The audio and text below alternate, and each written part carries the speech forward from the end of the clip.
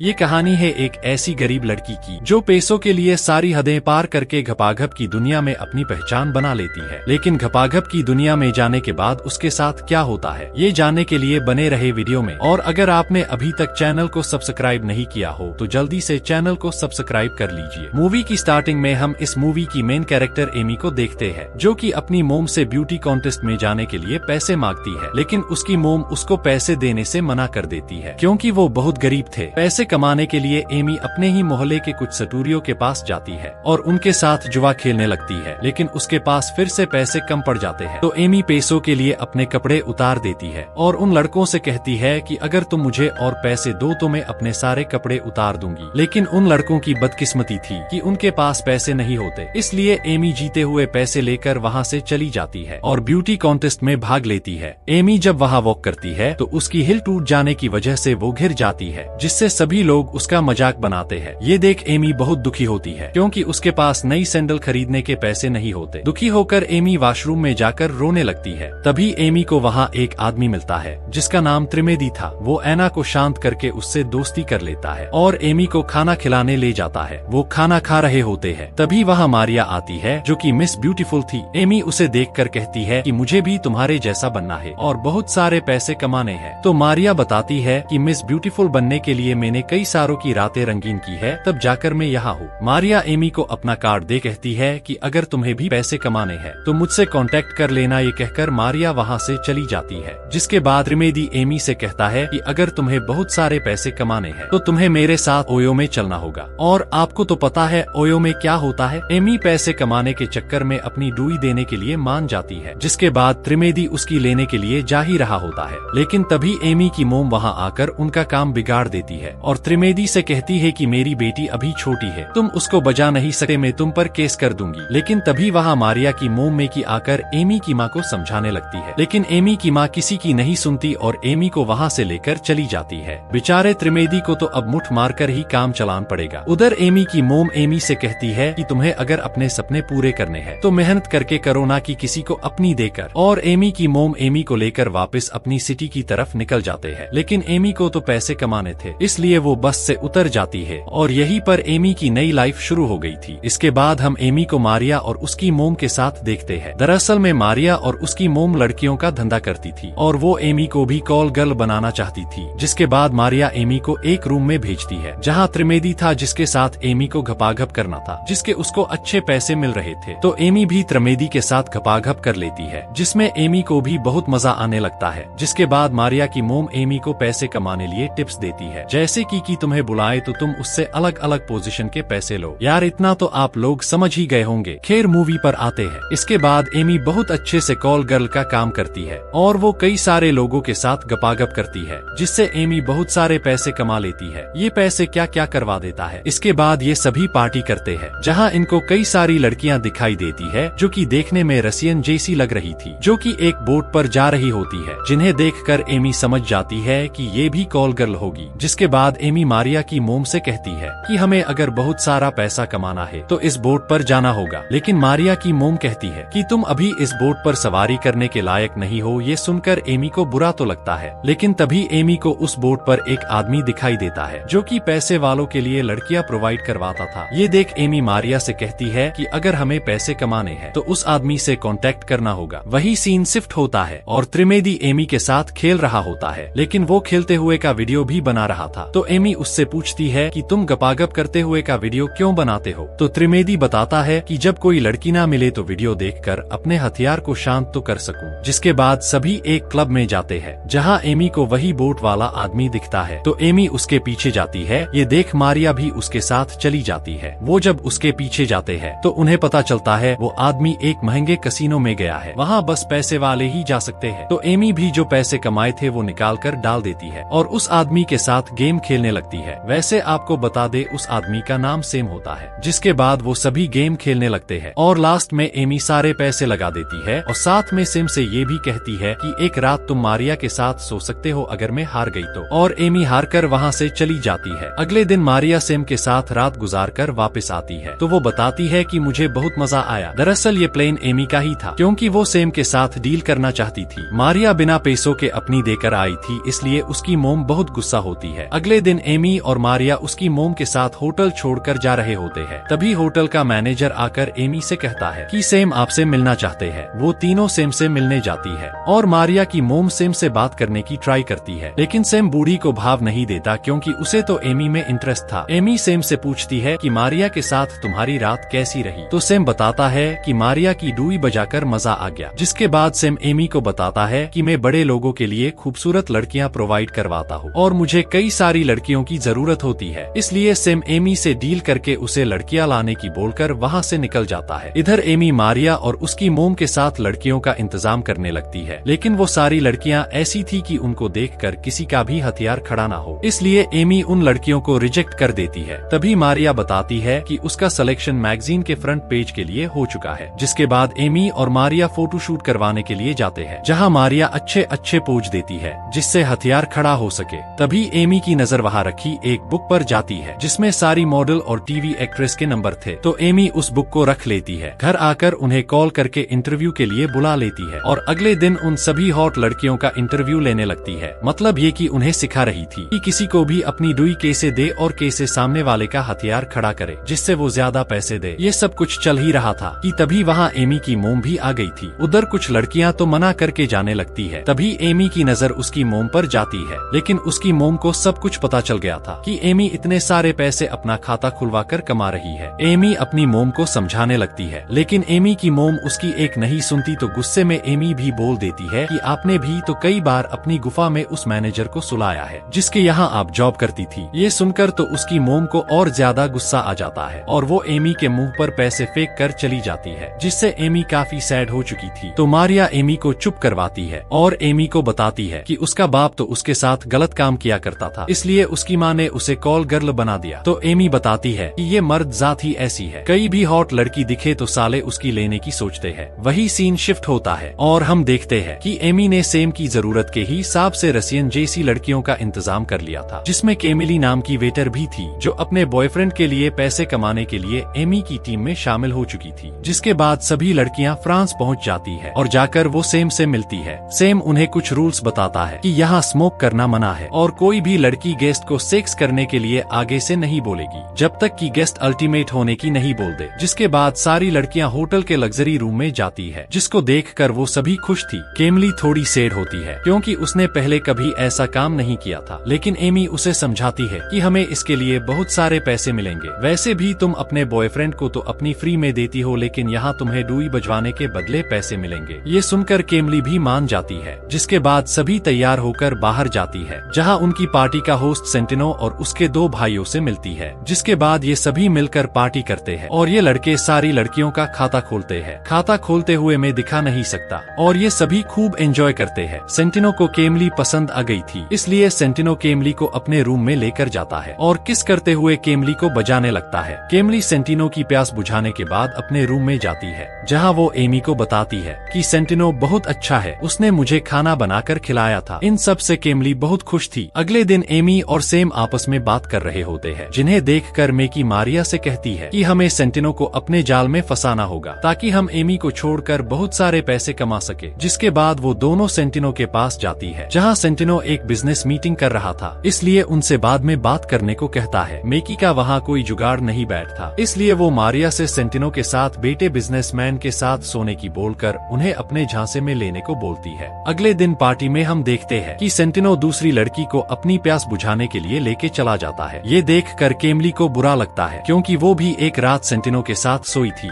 दूसरी तरफ same Amy को मेकी और मारिया के बारे में बता देता है कि उन्होंने रूल के खिलाफ जाकर सेंटिनो से बात करने की कोशिश की थी और वो आपस में बात करने लगते हैं। सेम एमी से पूछता है कि तुम्हारे आगे के प्लान्स क्या है, तो एमी बताती है कि मैं बहुत सारे पैसे कमाना चाहती हूँ। बातें करते करते वो दोनों आपस में किस करने लग जाते हैं क्योंकि सेम अब एमी को प्यार करने लगा था। वही हम रूम में देखते हैं कि वही लड़की जिसको सेंटिनो अपने साथ रूम में लेकर गया था, वो अपने रूम की बातें शेयर कर रही होती है कि कैसे सेंटिनो ने उसके लिए भी खाना बनाया था। ये सुनकर केमली को बहुत बुरा लगता है। तभी वहाँ मारिया आती है, जिसकी हालत बहुत खराब थी क्योंकि उसकी मोम के कहने पर उसने सेंटिनो के बिजनेस पार्टनर से ठुकाई करवाई थी, जिससे वो पूरी तरह टूट चुकी थी। जिसके बाद सेंटिनो एमी को अपने पास बुलाता है और एमी को अपने भाइयों से मिलवाता है, जो एमी को गिफ्ट भी देते हैं। फिर सेंटिनो एमी से कहता है कि मैं तुम्हारे काम से बहुत खुश हूँ, इसलिए तुम मेरी मेरी पार्टी के लिए 50 और लड़कियों का इंतजाम करना। लेकिन वो मेकी और मारिया को अपने साथ पार्टी में लाने के लिए मना कर देता है, जिसके बाद एमी मेकी और मारिया को सेंटिनो की बताई हुई बात नहीं बताती, क्योंकि एमी उन दोनों के बिना 50 लड़कियां अरेंज नहीं कर सकती थी। फिर एमी और मारिया कई सारे पैसे लेकर लड़कियों को ढूंढने के लिए निकल जाती है, जहां वो एक पेंटिंग शो में जाती है, जहां एमी की मुलाकात एक लड़के से होती है जो कि अपनी पेंटिंग बेचकर गरीब लड़कियों की मदद किया करता था। इसलिए एमी उसकी पेंटिंग ज्यादा पैसों में खरीद लेती है, जिससे राजू और एमी के बीच अच्छी बॉन्डिंग हो चुकी थी। जिसके बाद राजू एमी को अपने घर ले जाता है, जहां जाकर एमी को पता चलता है कि राजू और उसकी फैमिली घोड़ों की अच्छी नस्ल बनाकर उन्हें ऊंची कीमतों में बेचा करते हैं। राजू एमी को अपनी मोम से मिलवाता है, जो एमी को डिनर पर इनवाइट करती है। उधर एमी साथ में 50 लड़कियों को भी इकट्ठा करने लगती है। रात को एमी राजू की फैमिली के साथ डिनर करने जाती है, जहां राजू के डैड एमी को अपने वर्षों से चले आ रहे बिजनेस के बारे में बताते हैं और उनके बीच बातें होने लगती है। लेकिन एमी को बार बार मैसेज आ रहे थे। ये देखकर राजू के डैड समझ गए थे कि एमी कौन है, इसलिए वो राजू को एमी से शादी करने के लिए मना कर देते हैं, जिससे एमी गुस्सा होकर वहाँ से निकल जाती है। अगले सीन में हम देखते हैं कि केमली का बॉयफ्रेंड उसको लेने के लिए आ चुका था, क्योंकि उसे एमी और केमली के बारे में सब कुछ पता चल गया था। इसलिए जाकर वो केमली को अपने साथ चलने की भीख मांगने लगता है, पर केमली पैसों के लालच में इतनी बदल चुकी थी कि वो उसके प्यार को ही भूल गई थी और वो उसके बॉयफ्रेंड के साथ जाने से मना कर देती है। जिसके बाद हम देखते हैं कि अगले दिन एमी और मारिया की मोम मेकी के बीच में किसी बात को लेकर बहस हो चुकी थी। इसलिए गुस्से में एमी मेकी और मारिया को बता देती है कि सेंटिनो ने तुम्हें अपनी पार्टी में लाने से मना किया था। ये सुनकर मेकी को बहुत गुस्सा आता है और वो एमी को अपने घर से बाहर निकाल देती है। एमी केमली को अपने साथ लेकर राजू के घर पर रहने के लिए जाती है। एमी और राजू को देखकर ऐसा लग रहा था जैसे एमी राजू को प्यार करने लगी थी। अगले सीन में हम देखते हैं कि एमी और केमली मिलकर 50 लड़कियों को अपने साथ ले जाने के लिए सेलेक्ट कर लेती है। एमी उन सभी लड़कियों को लेकर दुबई पहुंच जाती है, जहां सिम उन लड़कियों में से बड़े निप्पल वाली लड़कियों को सेलेक्ट करके अपने साथ याट पर लेकर जाता है। फिर सिम एमी को बताता है कि सेंटिनो के डैड बीमार है, इसलिए अगला बादशाह सेंटिनो बन सकता है। ये सुनकर एमी बहुत खुश होती है। अगर सेंटिनो बादशाह बन गया तो सिम और एमी के ऊपर पैसों की बारिश होगी। बातों बातों में सिम एमी को साथ में डिनर करने की बोलता है, तो एमी भी मान जाती है। याट से सिम सभी लड़कियों को मिस्टर एक्स के पास लेकर जाता है। मिस्टर एक्स उन लड़कियों से कहता है कि जो भी इन्हें हंसाएगा उसे $50,000 मिलेंगे। तो सभी लड़कियां पैसों के लिए पागलों जैसी हरकतें करने लगती है। लेकिन तभी उनके बीच फाइट होना शुरू हो जाती है और एक लड़की केमली के सर की विग निकल देती है, जिससे मिस्टर एक्स उसे अपने पास बुलाकर वो सारे डॉलर उसे दे देते हैं। पैसा है तो सब कुछ है, पैसों से सब कुछ करवाया जा सकता है। खैर बड़े लोगों के चोचले है। वेल मूवी पर आते हैं। शाम को सेम और एना डिनर के लिए जा ही रहे थे कि तभी वहाँ राजू आकर एमी को किस करने लग जाता है। ये देखकर सेम को काफी बुरा लगता है और वो वहाँ से निकल जाता है। उसके बाद राजू और एमी खूब जोर शोरों से रोमांस करने लगते हैं। वो मजे कर ही रहे होते हैं। तभी एमी को सेम का मैसेज आता है कि उसे जल्दी से 15 लड़कियों को पार्टी में लेकर जाना है। जिसके बाद एमी सभी लड़कियों को लेकर पार्टी में पहुंचती है, जहां सेंटिनो के दोनों भाई होते हैं और वो उन लड़कियों को अपनी पेंटी उतारने की बोलते हैं। तो सभी लड़कियां अपने अंडरगारमेंट्स उतार देती है। उधर सेम एमी के ऊपर गुस्सा करता है, क्योंकि पार्टी में आई लड़कियों ने स्मोक करके रूल तोड़ा था। इसलिए सेम एमी को नई 20 लड़कियां लाने का बोलता है। पार्टी खत्म होने के बाद जब सभी लड़कियां अपने रूम में जाती है तो उन्हें पता चलता है कि उनके सारे सामान चोरी हो चुके हैं। एमी ने केमली को जो पैसे दिए थे वो भी चोरी हो चुके थे। तभी उस होटल में पुलिस की रेड पड़ जाती है, तो सेम सभी लड़कियों को होटल से बाहर निकाल देता है। जिसके बाद हम देखते हैं कि सभी लड़कियां बीच पर पैदल चल रही होती है, जहां केमली एमी से अपना पासपोर्ट वापस मांगती है, क्योंकि उसे घर जाना था। लेकिन एमी केमली को पासपोर्ट नहीं देती और कहती है कि तुम्हारे पास पैसे कमाने के लिए बस 7 दिन है। ये सुनकर केमली मारिया की मोम को कॉल करके एक क्लाइंट के पास गपागप करने के लिए जाती है। दूसरी तरफ याट पर सभी शेखों की लॉयल पार्टी चल रही होती है, जहां एक शेख दो लड़कियों को पेल रहा था। सारे शेख उन लड़कियों के साथ खूब एंजॉय कर रहे थे। उधर सेंटिनो का भाई जहीर एमी को अपने पास बुलाकर एमी को पेलने ही वाला था। ये देख सेम को काफी गुस्सा आता है। तभी वहाँ सेंटिनो आकर जहीर को रोक लेता है और एमी से सॉरी बोलता है, क्योंकि सेंटिनो एक अच्छा शेख था। सेम एमी को एक सेफ रूम में लेकर जाता है और जो हुआ उसके लिए माफी मांगता है और फिर एमी और सेम दोनों अपनी चूल मिटाने लगते हैं। अगले सीन में हम केमली को देखते हैं, जो कि उस क्लाइंट से अपना खाता खुलवा कर आई थी, जिससे एमी को बहुत बुरा लगता है और वो डिप्रेशन में जाने लगती है और वो एक याट पर जाकर पानी में छलांग लगा देती है, क्योंकि उसे एहसास हो चुका था कि वो इस धंधे में आकर फंस चुकी थी। दूसरी तरफ याट पर पार्टी खत्म होने के बाद सभी लड़कियां जाने लगती है। तभी राजू वहां आकर एमी को अपने साथ एक बीच पर लेकर जाता है और एमी को शादी के लिए प्रपोज कर देता है और वो दोनों खुले में ही भर भर कर रोमांस और एक दूसरे की खुजली मिटाने लगते हैं और वो दोनों पानी में जाकर एक दूसरे में खो जाते हैं। उधर केमली ने पानी में कूदकर अपनी जान दे दी थी। उसके बाद हमें कुछ सालों बाद का सीन दिखाया जाता है जहां एमी एक बच्चे को जन्म देती है। दरअसल एमी ने राजू से शादी कर ली थी, जिसके बाद वो सभी साथ रहते थे और एमी ने कॉल गर्ल का काम छोड़ दिया था। एमी जब घर में होती है तो वो टीवी में केमली की मौत की खबर सुनती है, जिससे वो टीवी बंद कर देती है ताकि घर में किसी को पता ना चले कि एमी क्या काम किया करती थी। जिसके बाद एमी अपने घर के बाहर एक अजनबी लड़के को खड़ा देखती है। वो उस लड़के को आवाज लगाती है, लेकिन वो लड़का वहाँ से भाग जाता है। कुछ दिन बीत जाने के बाद एमी जब काम से घर आती है तो देखती है कि सेम उनके घर घोड़ों का व्यापारी बनकर घोड़े खरीदने आया था। एमी सेम को देखकर काफी शॉक्ड होती है। फिर एमी सेम से पूछती है कि तुम यहाँ क्या करने आए हो, तो सेम उसे बताता है कि हम दुबई में एक बहुत बड़ी पार्टी कर रहे हैं और वहाँ के प्रिंस तुमसे काम करवाना चाहते हैं। ये सुनकर एमी कहती है कि मेरी एक फैमिली है और ये काम मैंने कब का ही छोड़ दिया है, और वो सेम को मना कर देती है। जिसके बाद हम एमी को उसकी बेटी केमली के साथ देखते हैं, क्योंकि एमी ने उसका नाम मर चुकी केमली की याद में रखा था। मारिया और उसकी मोम एमी से मिलने आती है और एमी को पार्टी में आने को बोलती है कि हम वहाँ बहुत पैसे कमाएंगे, लेकिन एमी उन्हें भी मना कर देती है। जिसके बाद एमी जब घर के अंदर जाती है तो देखती है कि टीवी में वही वीडियो चल रहा था जो स्टार्टिंग में त्रिवेदी ने एमी के साथ गपागप करते हुए बना था, और ये वीडियो राजू के डैड ने देख लिया था। इसलिए उन्हें पता चल जाता है कि एमी एक धंधा करने वाली लड़की है,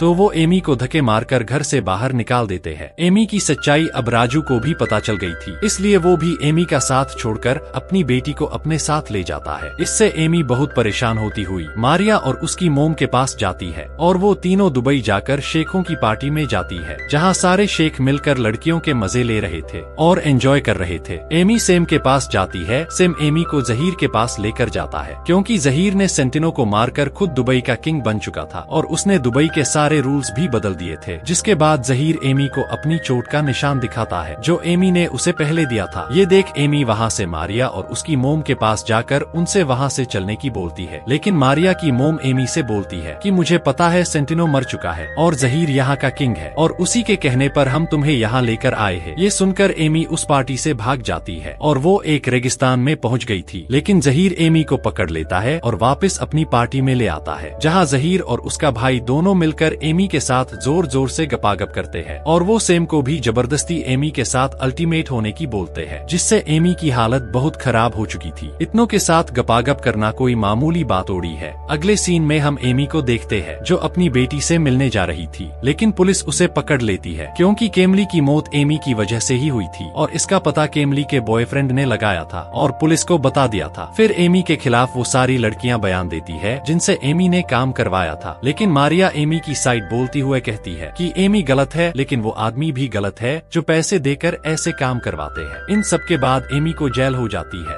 जेल में एमी से उसकी मोम मिलने आती है क्योंकि लास्ट में माँ ही काम आती है। इसके बाद हमें कुछ सालों बाद का सीन दिखाया जाता है जहाँ एमी जेल से रिहा होकर अपनी सिटी आ जाती है और अपनी मोम की शॉप पर काम करने लगती है, और इसी के साथ इस मूवी की हैप्पी एंडिंग हो जाती है। अगर आपको मूवी पसंद आई हो तो वीडियो को लाइक कर कमेंट जरूर करें। Thanks for watching.